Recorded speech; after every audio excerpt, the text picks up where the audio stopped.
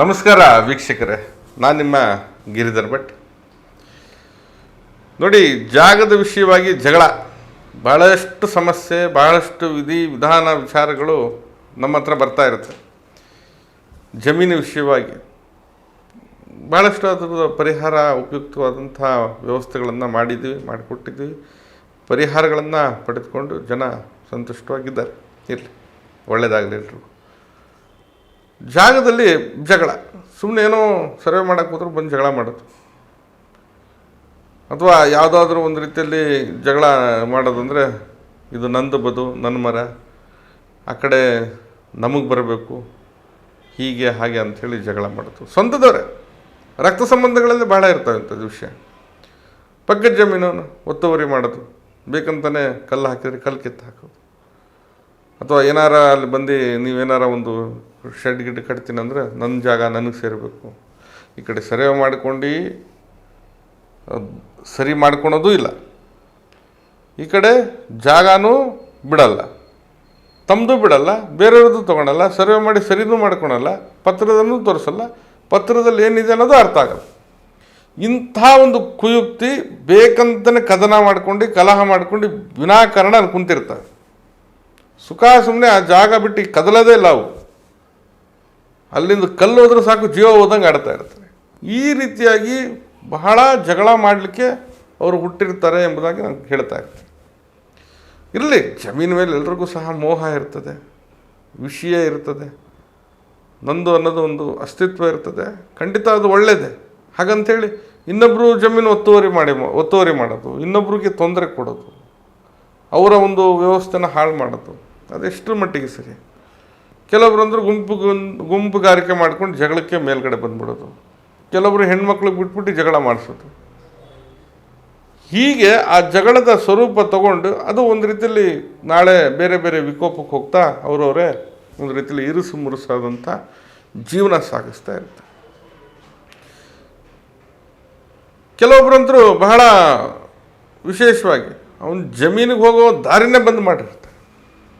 ಏನಕ್ಕೆ? ಆ ಜಮೀನು ನುಂಗ್ಬಿಡೋಣ, ತಾನೇ ಪಡ್ಕೊಂಬಿಡ್ಬೇಕು ಎಂಬತಕ್ಕಂಥ ಒಂದು ಕೆಟ್ಟ ದುರಾಸೆ.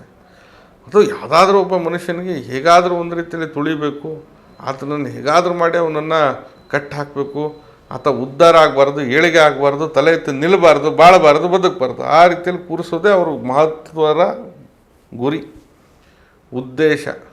ಈ ಎಲ್ಲವೂ ಕೂಡ ಕಾಣ್ತಾ ಇರ್ತದೆ. ಇಂಥ ಒಂದು ವ್ಯವಸ್ಥೆಯಲ್ಲಿ ಈ ಜಾಗದಲ್ಲಿ ವಿನಾಕಾರಣ ಜಗಳ ಮಾಡ್ತಾ, ಕದನ ಕಲಹಗಳನ್ನು ಮಾಡ್ತಾ, ತೊಂದರೆಗಳನ್ನು ಕೊಡ್ತಾ, ತಾನೂ ನೆಮ್ಮದಿಯಾಗಿರೋದಿಲ್ಲ, ಇತರಿಗೂ ಕೂಡ ನೆಮ್ಮದಿಯಾಗಿ ಬದುಕಲಿಕ್ಕೂ ಬಿಡೋದಿಲ್ಲ. ಒಂದು ರೀತಿಯಲ್ಲಿ ಈ ಯಾವುದೋ ಪೀಡೆನ ಮೈ ಮೇಲೆ ತೆಗೆದುಕೊಂಡಂಗೆ ಈ ಒಂದು ವ್ಯವಸ್ಥೆನ ನಾವು ನೋಡ್ತಾ ಇರ್ತೀವಿ. ಇದನ್ನು ಬಗೆಹರಿಸಬೇಕು, ಸರಿಪಡಿಸಬೇಕು. ಆ ಜಾಗದ ವಿಷಯವಾಗಿ ತಂಟೆ, ತಕರಾರು, ತೊಂದರೆ, ಜಗಳ, ಕದನ, ಕಲಹ ಇವೆಲ್ಲವೂ ಕೂಡ ಸಮಾಪ್ತಿ ಮಾಡಬೇಕಂತಂದರೆ ಆ ಮಹಾಕಾಳಿಯ ಅನುಗ್ರಹ ಇರಬೇಕು. ತಾವು ಈ ದೀಪವನ್ನು ಬೆಳಗಿ ಈ ಮಂತ್ರವನ್ನು ಹೇಳ್ಕೊಳ್ಳಿ. ಖಂಡಿತವಾಗಿ ಇದರಿಂದ ಜಾಗದ ತೊಂದರೆಗಳಿಗೆ ಒಂದಷ್ಟು ಪರಿಹಾರ ದೊರೆಯುತ್ತೆ, ಲಾಭ ಆಗುತ್ತೆ. ನಿಮ್ಮ ಒಂದು ವಿಶೇಷವಾದಂಥ ಭಕ್ತಿ ಶಕ್ತಿಗಳ ಕೈಂಕರ್ಯಗಳಿಂದ ನಿಮ್ಮ ಒಂದು ಸಮಸ್ಯೆ ಪರಿಹರಿಸಿಕೊಳ್ಳುವುದರಲ್ಲಿ ತಾವು ಸಫಲ ಆಗ್ಬೋದು ಎಂಬುದಾಗಿ ಈ ಮಾಹಿತಿ ತಿಳಿಸ್ತಾ ಇದ್ದೀನಿ. ಏನು ಮಾಡಬೇಕಿದೆ ನೋಡಿ, ಒಂದು ಮಣ್ಣಿನ ದೀಪವನ್ನು ತೆಗೆದುಕೊಳ್ಳಿ, ಹಣತೆ ಮಣ್ಣಿಂದಿರ್ತಕ್ಕಂಥದ್ದು ತೆಗೆದುಕೊಳ್ಳಿ. ಅದೇ ಜಮೀನಲ್ಲಿ ತಾವು ಮಾಡಬೇಕು. ತೆಗೆದುಕೊಂಡು ಜಮೀನಲ್ಲಿ ಇಡಿ. ಅದೇ ಜಮೀನಿನ ಒಂದಷ್ಟು 2 ಚಿಟಿಕೆ ಮಣ್ಣನ್ನು ಹಾಕಿ, ಸಣ್ಣ ಸಣ್ಣ ಒಂದು 5 ಕಲ್ಲನ್ನು ಹಾಕಿ, ಆ ದೀಪದಲ್ಲಿ ಯಾವುದಾದ್ರೂ ಕೊಬ್ಬರಿ ಎಣ್ಣೆ ಹಾಕಿ, ಯಾವುದಾದ್ರೂ ದೀಪದ ಎಣ್ಣೆ ಹಾಕಿ ತಾವು ದೀಪವನ್ನು ಬೆಳಗಿಸಿ. ಈ ದೀಪವನ್ನು ಬೆಳಗಿಸಿ ಒಂದು ಯಾವುದಾದ್ರೂ ಮರದ ಸಂಧಿ ಅಥವಾ ಕಲ್ಲಿನ ಒಂದು ಚಿಕ್ಕದಾಗಿ ಏನಾದ್ರು ಒಂದು ಮಾಡಿ, ಯಾಕಂದರೆ ದೀಪ ಆರದೇ ಇರೋ ಹಾಗೆ ಇಟ್ಕೊಳ್ಳೋ ಥರ ಒಂದು ವ್ಯವಸ್ಥೆ ಮಾಡಿಕೊಂಡು ಈ ದೀಪವನ್ನು ಬೆಳಗಿಸಿ 108 ಬಾರಿ ಈ ಮಂತ್ರವನ್ನು ತಾವು ಆ ದೀಪದ ಮುಂದೆ ಕೂತ್ಕೊಂಡು ಆ ಜಮೀನಲ್ಲೇ ಈ ಜಪವನ್ನು ಮಾಡಿ. ಮಂತ್ರ ಸ್ವರೂಪ ಹೀಗಿದೆ: ಓಂ ಜಯಂತಿ ಮಂಗಳಕಾಳಿ ಭದ್ರಕಾಳಿ ಕಾಪಾಲಿನಿ ದುರ್ಗಾ ಸಮ ಶಿವ ಧಾತ್ರಿ ಸ್ವಾಹ ಸ್ವಾದ ನಮಸ್ತುತೆ. ನೋಡಿ, ಈ ಮಂತ್ರವನ್ನು ಅಲ್ಲಿ ಕುಳಿತುಕೊಂಡು ಜಪ ಮಾಡಿದ್ದು. ಎಂತಹ ಕಡು ಕಷ್ಟ, ಕದನ, ಭಯಗ್ರಸ್ತ ವಾತಾವರಣ, ಉಗ್ರಾವತಾರದಿಂದ ಬರೋದು, ನಿಮ್ಮನ್ನು ಬೇಕಂತ ಹೀನಾಮಾನ ಮಾಡಿ ಸಮಸ್ಯೆ ಮಾಡ್ತಾ, ನಿಮಗೆ ತೊಂದರೆ ಕೊಡ್ತಾ, ದಾರಿ ತಪ್ಪಿಸ್ತಾ, ನಿಮ್ಮ ದಾರಿಗೆ ಮುಳ್ಳಾಗಿ ಕಾಡ್ತಾ, ಜಮೀನಿನ ವಿಷಯವಾಗಿ ತೊಂದರೆ ದಿನೇಕವಾಗಿ ಅದ್ರ ಬಗ್ಗೆ ಯೋಚನೆ ಮಾಡಿ ನೀವು ನರಳಾಡ್ತಾ ಇದ್ದರೆ ಆ ತಾಯಿ ಕಾಳಿಯ ಕೃಪೆಯಿಂದ ಖಂಡಿತವಾಗಿ ಇಂಥವ್ರು ಮಟ್ಟ ಹಾಕಲಿಕ್ಕೆ ಸಾಧ್ಯ ಆಗುತ್ತೆ. ನಿಮ್ಮ ಜಮೀನಲ್ಲ, ನಿಮ್ಮ ವಿಚಾರಕ್ಕೂ ಕೂಡ ಅವರು ಯೋಚನೆ ಮಾಡಬಾರ್ದು. ಅಂಥ ಒಂದು ವ್ಯವಸ್ಥೆ ಇದರಲ್ಲಿದೆ. ಮಂತ್ರ ಸ್ವರೂಪ ಇನ್ನೊಮ್ಮೆ ಹೇಳಿಬಿಡ್ತೀನಿ ನಾನು. ಓಂ ಜಯಂತಿ ಮಂಗಳಕಾಳಿ ಭದ್ರಕಾಳಿ ಕಾಪಾಲಿನಿ ದುರ್ಗಾ ಸಮಾ ಶಿವ ಧಾತ್ರಿ ಸ್ವಾಹ ಸ್ವಾದ ನಮಸ್ತುತೆ. ಈಗಿದೆ ಮಂತ್ರ. 108 ಬಾರಿ ಇದೇ ರೀತಿಯಲ್ಲಿ ಮಾಡಿ.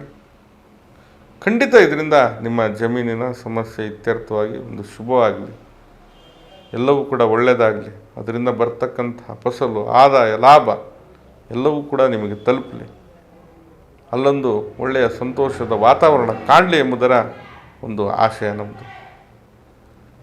ಇದು ಒಂದು ಮಾಹಿತಿಯನ್ನು ನಿಮಗೆ ತಿಳಿಸಿದರೆ ಖಂಡಿತ ಮಾಡಿ. ಎಲ್ಲರಿಗೂ ಕೂಡ ಶುಭವಾಗಲಿ. ನಾನು ನಿಮ್ಮ ಗಿರಿಧರ್ ಭಟ್. ನಮ್ಮ ಕಚೇರಿ ಅಥವಾ ಮನೆ ಬಂದು ಜ್ಞಾನಭಾರತಿ ಯೂನಿವರ್ಸಿಟಿ ಕ್ವಾರ್ಟರ್ಸ್ ಸರ್ಕಲ್ನಲ್ಲಿದೆ, ಬೆಂಗಳೂರಲ್ಲಿ. ಬರೋರು ಖಂಡಿತ ಕರೆ ಮಾಡ್ಕೊಂಡು ಮೊದಲೇ ಸಮಯ ನಿಗದಿಪಡಿಸ್ಕೊಂಡು ಬನ್ನಿ. ಬರಲಿಕ್ಕೆ ಸಾಧ್ಯ ಆಗದೇ ಇದ್ದರೆ ಈ ಕೆಳಗಡೆ ಕಾಣ್ತಾ ಇರ್ತಕ್ಕಂಥ ನಂಬರ್ಗೆ ಕರೆ ಮಾಡಿ ಮುಕ್ತವಾಗಿ ಸಮಾಲೋಚನೆ ಕೂಡ ಮಾಡ್ಬೋದು. ಎಲ್ಲರಿಗೂ ಶುಭವಾಗಲಿ. ನಮಸ್ಕಾರ.